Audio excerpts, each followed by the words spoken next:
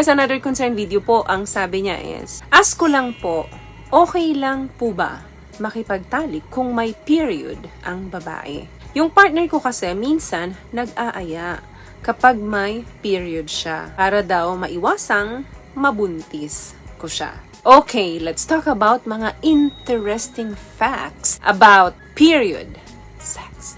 Medyo considered na messy affair ito, no? Or taboo pagdating sa iba. Pero no big deal naman talaga ito. So, depende po iyan sa tao. But yes, wala pong masama kung makipagtali kayo sa mga partner ninyo while on period ang babae. Here are the 5 things na dapat mong malaman kung susubukan mong makipagtalik while on period ang partner mo. Alam niyo po ba na nakakatulong makatanggal ng cramps ito sa aming mga kababaihan? Kapag may period po ang mga kababaihan, sumasakit madalas ang mga pusod namin, ang mga balakang namin. Now, kapag nagbibig o po or nakakatapos ang babae, nagre-release kami ng hormones na tinatawag na endorphins. Ang endorphins po, tumutulong ito para ma-relieve yung stress. Kasi kapag may period ang babae, very stressed talaga kami dyan dahil maraming masakit sa katawan namin. So kapag nagre-release kami ng endorphins, gawa nga nang nagkaroon kami ng successful na pakikipagtalik sa inyo, yung menstrual cramps namin, hindi man nawawala totally, pero nagiginhawaan kami. Dahilan kung bakit na-uplift ang aming mga mood. Siguraduhin lang po na kapag nakipagtalik kayo sa mga partner ninyo at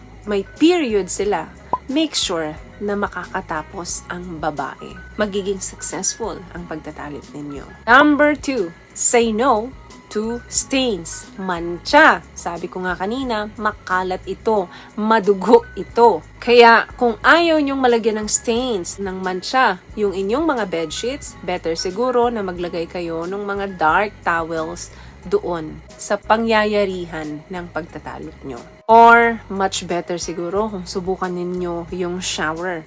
Parehong pleasurable yan kahit na nasa bed kayo. Yun nga lang, pag sa bed kayo, may mga inaalala kayo. Sa shower, diretso hugas na, diretso sa tubig na yung agos ng blood ng babae. So, less hassle pagkatapos. What I love about this product, itong No More Dark Secret ng K-Skin, bukod sa may advanced whitening na siya na kung saan pwede niyang matulungan na pumuti yung mga singit-singit mo, moisturizing, meron siyang anti-irritation, antibacterial, maintain healthy pH level. Hindi lang pambabae, meron din po tayong pang-lalaki. Another thing, ano ba yung ideal position kapag may period ang babae? Pwede mong skip muna yung nasa top yung babae, yung nakapatong siya sa ibabaw mo. Kasi ang tendency ng position na yan, yung blood flow mas heavier.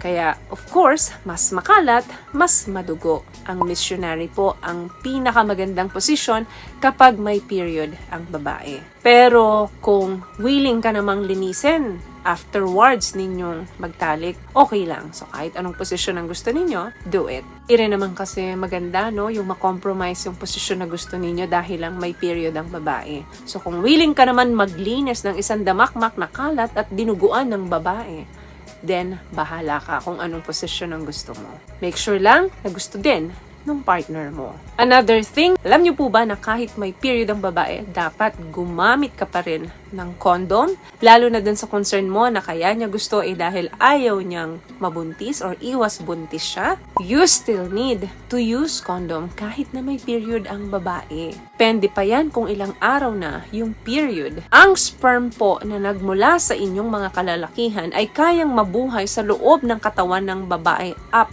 to 7 days. Nandun pa rin yung chance na mag-conceive or mabuntis kahit na on period ang isang babae. Kapag may period po, mas open ng konti ang cervix namin. So, using condom is only assurance din po na hindi kayo mahawa ng infection sa isa't isa. So, iba rin po ang nag-iingat. Meron nga sa isip mo na baka hindi mabuntis yung babae dahil may period siya, hindi ka naman nakaligtas sa pwedeng disease na makuha nyo. Ito po, dun lang sa mga hindi pa masyadong magkakilala. sa relasyon. Or wala naman talagang relasyon, pero gusto nyo lang magtalik, so prevention is always better than cure. Last one na isang advantage kapag nakipagtalik ka nang may period ang babae. You have all the natural lubricant. Madulas talaga yan. So, possible talaga na yung inyong sex session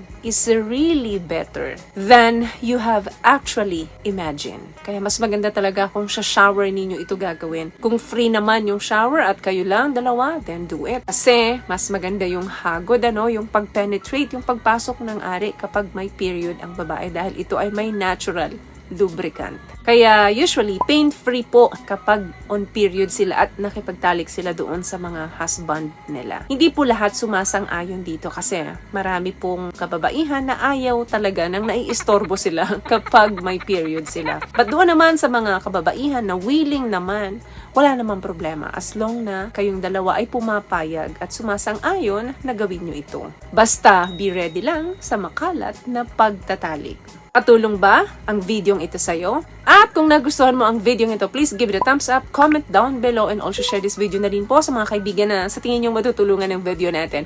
Once again, palagi po kayong mag-iingat at palagi po kayong manalangin. Thank you guys for watching and see you in our next one. Always love yourself and be a blessing. Bye!